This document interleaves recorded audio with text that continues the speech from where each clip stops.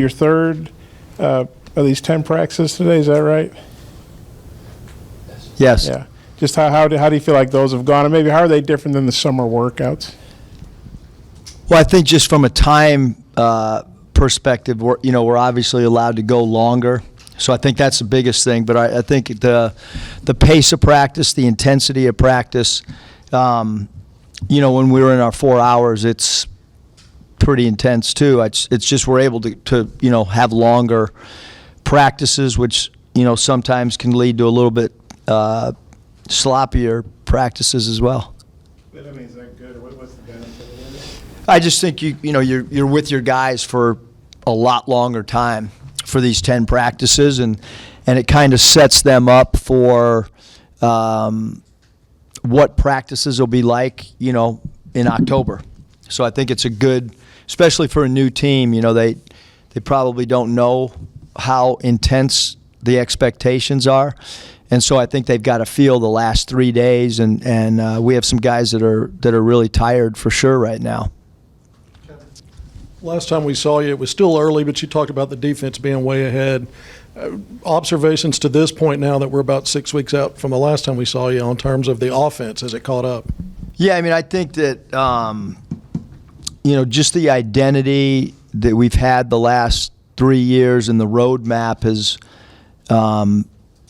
defensively we're probably still further ahead. Todd Lee and I were talking the other day just about, because he had worked with us many years ago and thought that, offensively we spent way more time in practices, and now he thinks it's tilted way more because he's just been away from me for an extended period of time. It was a really interesting observation. And he talked about the attention to detail that we put in at defense and how that is such a high level. Offensively, we just, sharing the basketball. It's the same thing across the board with teams right now, is understanding offensive spacing. And we do have a lot of offensive sets in, and I hope when we get back together, in September, that we'll be able to clean up, because my goal was to try to get our whole play package in, which is a lot of sets, and then eventually be able to clean them up, because we know right now we don't have a lot of players that understand three positions and things that we expect from a versatility standpoint down the road. Follow-up about the offense. You talked about the size and length advantage above the rim. Maybe this is one of your best above the rim teams, but it looked like Anthony Black and Nick Smith had some really good instincts in transition today, first and secondary. Talk about maybe some things you see from those guys from that standpoint. Yeah, I mean, I think that the backcourt, Kevin, is they're going to want to play out in transition. We're going to want them to play out in transition. Both great court vision, both really willing passers, both have the ability to score. And then with their size, uniquely have the ability to kind of see over the defense, around the defense, and through the defense. So, I mean, those two guys, it's no secret, are going to be a really important part to not just our offense, our defense, but maybe most importantly our transition game and our opportunity break or quick strike offense. Coach, after having Jalen Williams kind of the mainstay in the post for a couple years, it looks like you got plenty of options at your disposal there now. Just curious what your observations are on the options you have at that position so far. Yeah, I mean, we have a lot of guys that kind of offer different things. I mean, Jalen Graham is a player that is kind of a go-to guy. Like, he's a scorer innately with his back to the basket and has some crafty spin moves. And Mekhi Mitchell, is really, really explosive and really strong.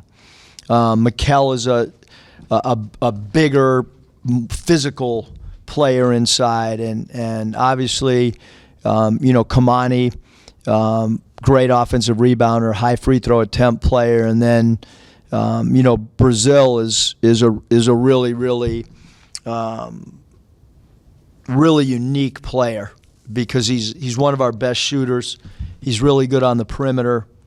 Probably his position at the next level is as a small forward, and we'll play him primarily at the 4. Because we have four centers, but he will play some center probably really early even in this 4-game European tour when we try to play small ball. And then a quick follow-up. You've had the guys for nearly 2 months now, and obviously you're ramping it up. Is there anyone that stood out to you in particular in terms of the growth they've made from the time they've arrived to now? Yeah, I mean, I think that, especially with some of the younger guys, it's just, good day, and then, it's just natural. It's younger players in all sports. As freshmen, we have 6 of those guys. So patience is something that I don't have, but am learning. I thought through 5 weeks, Barry Dunning just really played well, did what we were asking. He's improved as a shooter. He's one of the guys that gets in quite often early in the morning. His work ethic's been really good, but he's still a younger player and a developing player. But I think everybody's gotten better. I mean, that's the goal of what we're trying to do. We've been together for I think 8 weeks, and us getting better as a team, and then these guys getting better individually. I think they've all improved in some way, shape, or form. Coach, along the lines of what Curtis just asked, I think the last time you talked, you mentioned that this team can really block shots at a high level. Was that maybe a point of emphasis this offseason when you went in the portal? If so, why was that? Yeah, I think some of you guys have written about it or talked about it. But when we played Baylor and we played Duke, I felt that size was a problem. I don't think that I don't think there's any hiding that. And I think that, going into year 4, that, the next progression was trying to fill roster management in maybe where we lacked in the prior years. In the first year we had, some really, really great shooters, but we had a center at 6'6". Now our point guard's 6'8". And Nick Smith 6'5". So those 2 guys that are going to predominantly play that position, and then Devo, all 3 of those guys can play that position. And Devo's 6'4", and he actually played the power forward for us in year 1 in the NCAA tournament when we played small ball. So, we've tried to continue to tinker with our roster management and try to improve areas that maybe were, and then we were just in a position where, with Jalen, when someone goes into that draft pool, with the way the rules are set up and the timing, you just move on, and you move on with your roster as quick as you possibly can. Because I've been through it with Caleb and Cody Martin and Isaiah and Mason, and we can go on and on. And so, we addressed what we felt was a definite need. The last 2 years was, size up front. But now that, those guys also have to, play the way we like to play, which is being able to pass, dribble, shoot. I mean, we're not all of a sudden just going to throw the ball in the post and be a grinded out team. That's not how we're going to play. So it's really important that that our guys can play dribble handoffs, play off the pinch post, play off the elbow area, much like Jalen did for us, because that was a big part of our offense, was having a center who could draw the opposing centers away from the floor and not just stand at the rim. Coach, just sticking with the front court, could you just expand maybe a little bit on what the Twins have shown you, maybe where their games have progressed since the beginning of the summer? Yeah, talent-wise, the Twins, they both offer different things. I think just the this is new for them, the pace of practice and the demand of practice. And they keep growing in that area every day. I think from a growth standpoint on how we practice, how we want our culture to be, they've probably grown the most in a short amount of time. But it's demanding to play here, and so both those guys, like I said, Kel is is really physical and he won't back down from anybody. Kai's really physical too. He's maybe feels a little bit more comfortable on the perimeter. You know, Kel might feel a little more comfortable around the rim. They're both good shot blockers. They both run the floor really hard. And, you know, they're intense guys too. So, I mean, right now, just the way we've done practice, I mean, what you guys just saw was more playing than we've done the entire 8 weeks. I mean, we're really controlled, meaning one trip up the floor, a lot of drills, a lot of station work. Mike Kaywood lectured me to try to entertain you guys with some up and down play, so I tried to do what my boss asked me to do and stay away from the drills and the stations and the 3-on-0 work, and just wanted to keep, you know, Kaywood as happy as possible. Coach, from a basketball standpoint, just what are you hoping to get out of this Europe trip, and what are kind of the benefits of those tours? Yeah, I think if we all went and Googled any European tour, whether it's this year or everybody says culture and getting to know each other, and I think that's all true. But I will share a little quick story with what I did with our team the other day, and I put the graphic up. Kendall Stevens was 0 for Costa Rica. I think he was 0 for 16 from 3. I'll never forget, we were all everybody was dressed. It was right after the game, and the only place we could meet was in a shower. And we were all in there, and I asked Kendall if he was ever going to make a 3-point shot in a Nevada Wolfpack uniform, and he went out and broke Jimmer Fredette's record and was the all-time leading scorer in the history of that conference. So, and I didn't know if he was ever going to make a 3. So I think that this thing is good, but that's never going to leave my mind that it also is just one piece to a long puzzle leading up to November. And then that puzzle continues to evolve once you get, as we've seen our team evolve in January and February. So is a trip important? Absolutely. And it's important for a lot of things. It's important for the families, the wives that sacrifice us being away all the time, for them to feel a part of a long, extended road trip out of the country. Academics gets to go with us, and strength coach and nutritionist, and so there's a lot. We're bringing Kaywood too, so there's a lot of people that are going to be able to be a part of this thing. Clayton Hamilton. So we have a lot. You know, like it's our whole family kind of going on this thing, which is not always how we travel, and so. But yeah, I think when you're in a hotel room and you're eating together, you do get to know each other. But I think we've done plenty of exercises post practice that we kind of do know each other pretty well. But it'll give us some chemistry. It'll give us another body of work going against different people, and we chart everything now so that there's no questions, whether it be a parent, whether it be somebody's inner circle, on how rotations play out in November. We have a whole body of work of statistics. We have film to share with people if need be. And then this is just kind of, like I said, another piece to all of that as well.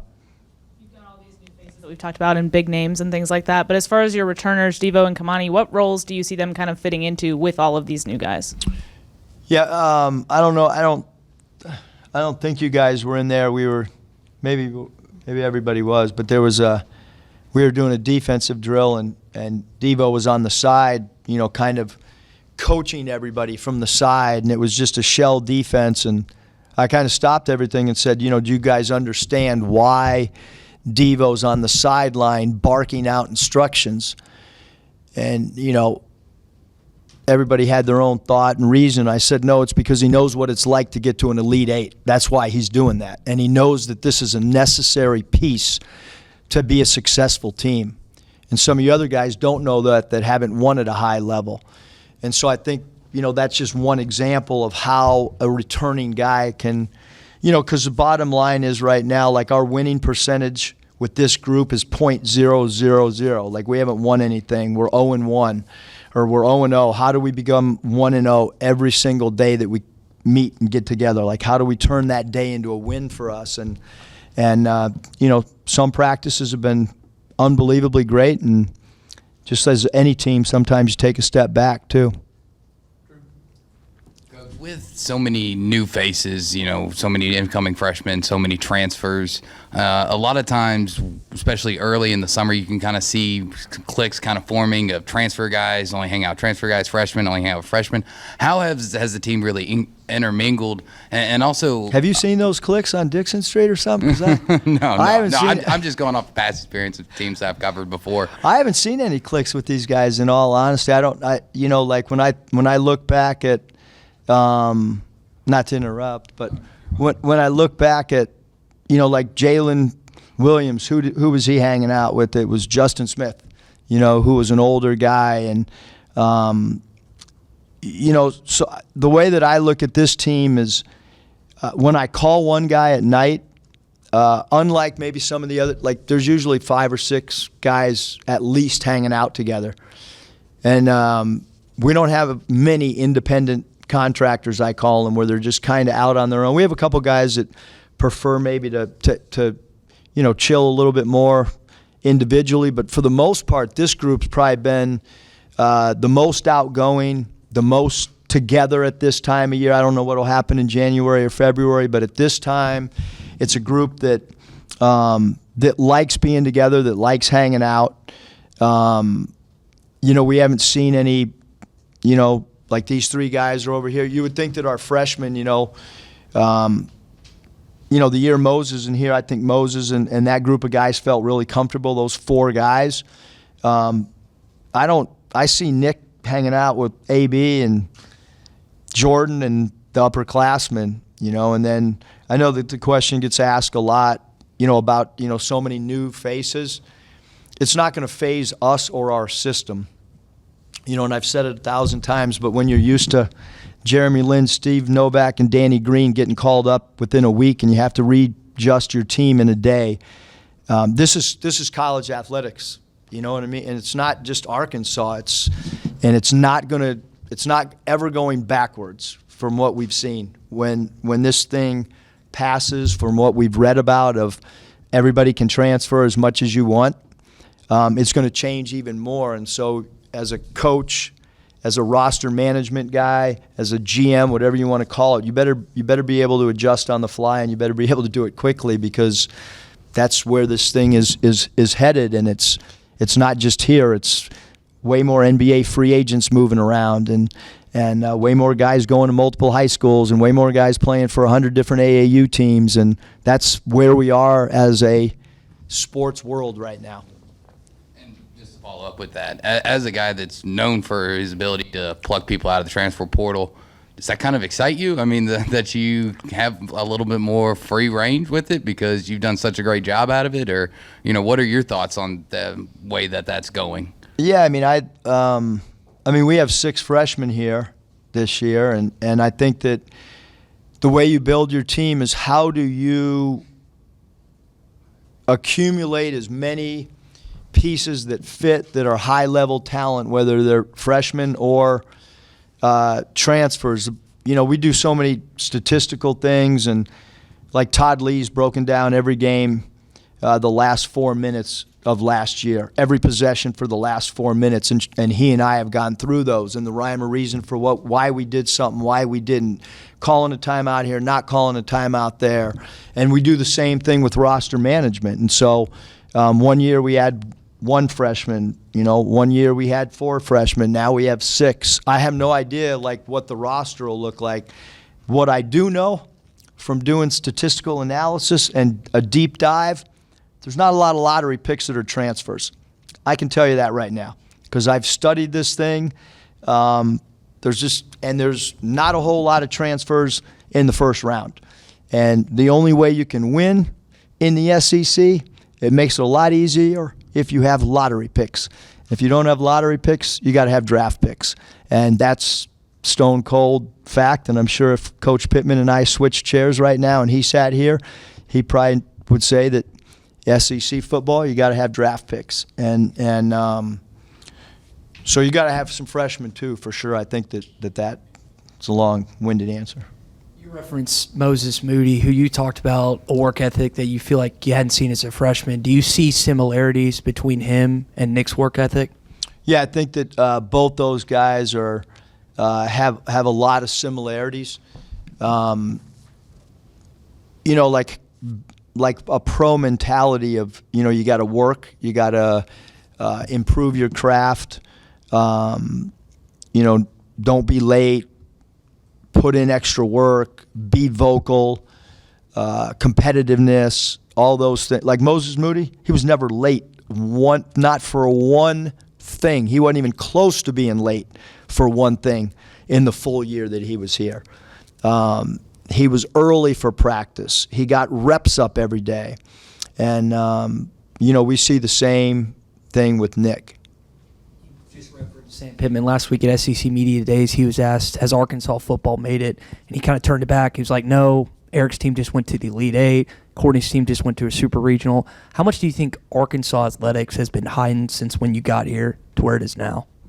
Yeah, I mean, I tweeted something out the other day, and we talked to recruits about it all the time. I mean, it hasn't really caught on except in our own office, but we call it, the campus of champions. And when we talk to recruits, we talk about the Jones Center, and when you're eating in there and you look over and you see the women's track team, you're talking about, some of the best track athletes in the world, and you look over and you see a football player and 9 wins, and you look over at a baseball player and they're playing in Omaha. I mean, it's amazing what has transpired just in the short time that I've been here. And some of those programs, like men's and women's track, have won at a high level for probably before I was even born. But then there's others, like what the soccer team's done. Coach Hale's done an incredible job, and what the softball team has done with Courtney. And I mean, it's across the board. I mean, you can feel it. With all the programs.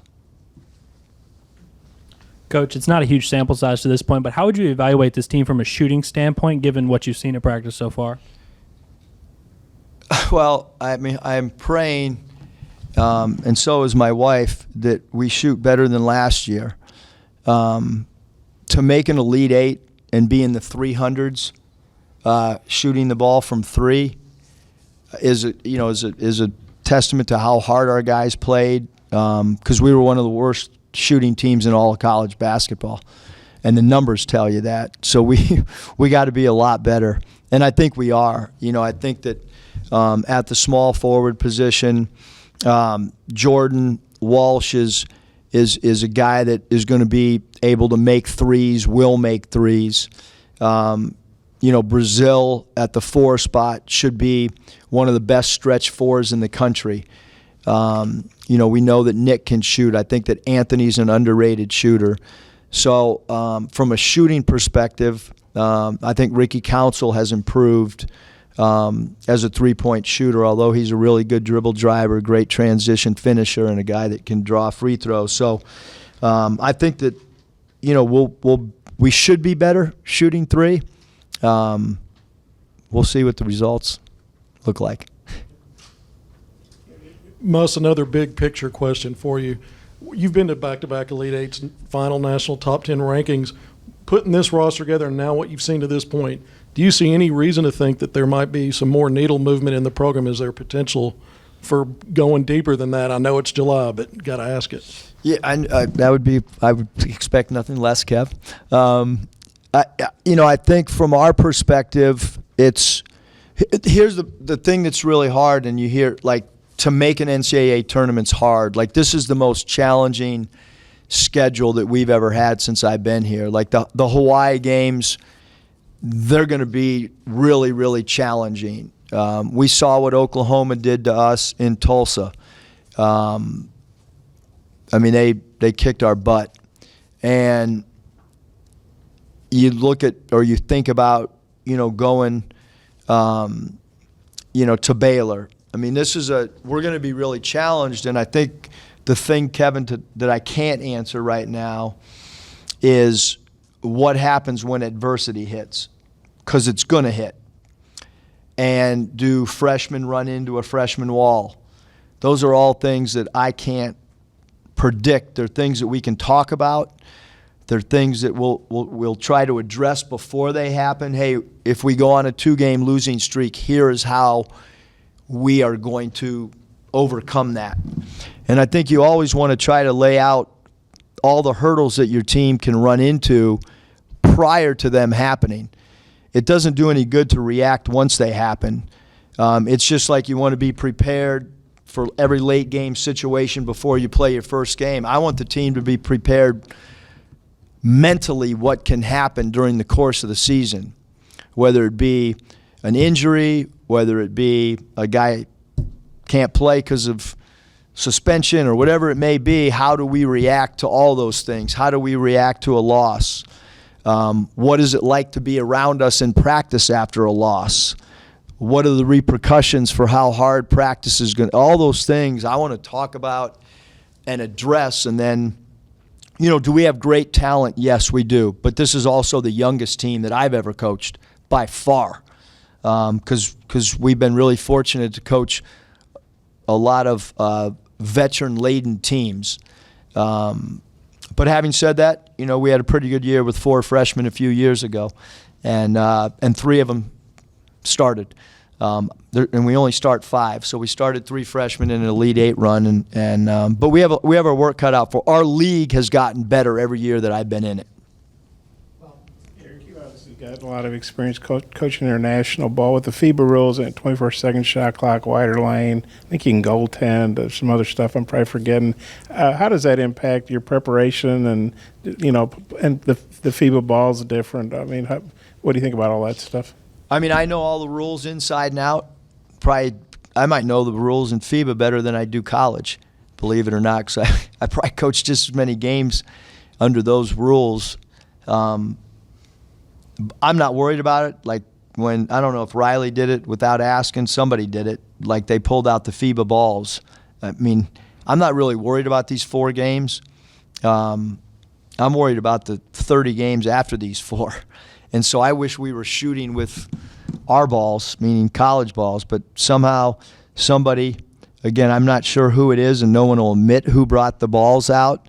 It might help us over there, but, we're not going to, I mean, I have, the one year I was in the CBA, the NBA asked our league to experiment with the goaltend. By the way, I think it's a great, great rule, but we're not going to work on it. I got 15 different drills that we used to do in the CBA on that, especially off a free throw. It can be affected. That's the easiest way to affect the ball hitting the rim and being able to bat it off or tip dunk it in. But I'm not going to go through any of that stuff just because it's 4 games. And I'm not saying I'm not going to try to win the games.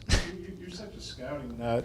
I mean that in a good way. I mean, do you even, talk to coaches who maybe have played some of these teams, or do you do any scouting at all? Or No, we would. Our scouting, because we've thought about this, our scouting will be post game. So we'll take the film and we'll just coach the heck out of our guys on the film that we have. But we're not going to worry at all. I'll go into each game, Bob, with the script of a rotation, and then we'll go in with the script of what we want to run offensively, and then we'll have a script of how we're going to play, and then the last, maybe 5, 6, 7 minutes of the, maybe at that time we'll adjust, but I don't think we'll make many adjustments, probably until, like I said, towards the later part of each game. These games obviously don't count in standings, but is it important, especially with so many young guys and newcomers, that you establish winning and confidence and all that stuff? Or? I think so, but, I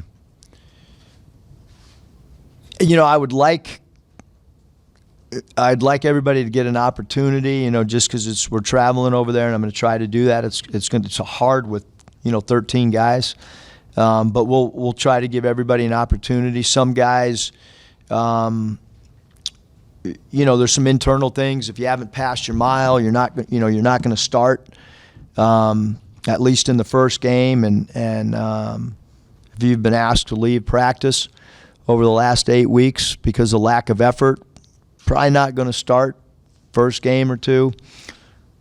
Hopefully we'll have enough bodies to put 5 out there. Have you been to Italy and Spain? I have. I have a really good mom. Do you remember, how old were you the first time you went? I was in high school. Okay. I was a sophomore in high school. That was just a family vacation? My mom was trying to educate me. Okay. I mean, yeah, how much are you looking forward to the non-basketball aspect of it, having some fun and doing some stuff? Yeah, I mean, I think the places we're going are going to be really cool places for everybody. So I think, when I've gone on these before, Arizona State, we went to China. Probably just trying not to get arrested. We picked the places we're going because we do think that it'll be fun.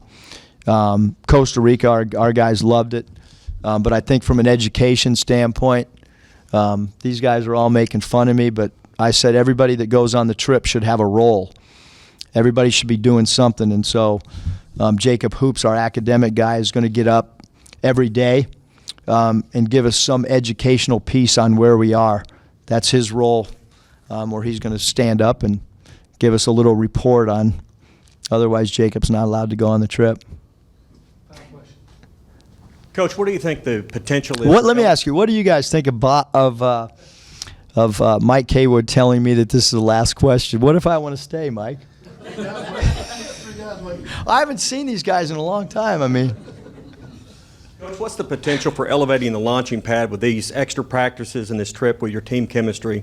And you've got California ties. Do you have an opinion or thought on Southern Cal and UCLA moving to the Big Ten and how that may affect college basketball? can I get fined for what I think? No? Commissioner Sankey can't? I mean, I'm a little bit more of a traditionalist because I am from out there. And this is strictly my own opinion. I mean, I have two thoughts. I mean, you grow up watching the Pac-12. Those are two of the, premier programs athletically out there. But then on the flip side, I sit there and say, well, everything collegiately right now is trending towards how the professional ranks are in a lot of this stuff. So now guys can transfer. Well, I equate that to free agency in pro sports. Name, image, and likeness, similar to what goes on, with athletes that are able to make income.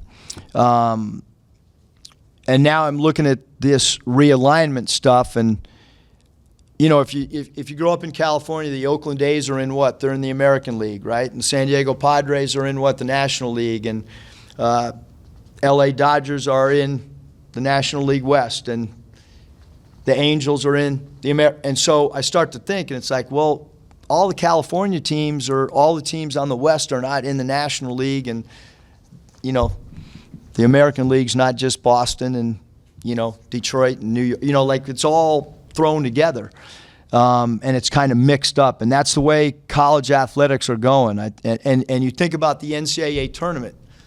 When my father was coaching, like you played in your region. That's how it was. The West had their West programs. And now you're from Arkansas and you're going playing in Buffalo, and the next time when you advance, you're playing in San Francisco. And that's just how this thing is going. So one side of me says, hey, I wish it was geographical because I think it makes sense for the student body and the students on campus and boosters and alumni and media. And then on the flip side, I say, hey, it's just another sign of how the world is changing. And now you got colleges playing across country in the same conference. It's kind of wild that for anybody over, I guess 50 years old, but my son thinks it's pretty cool, my younger son. All right, Coach is going to stay and hang out with you guys just because I haven't seen you.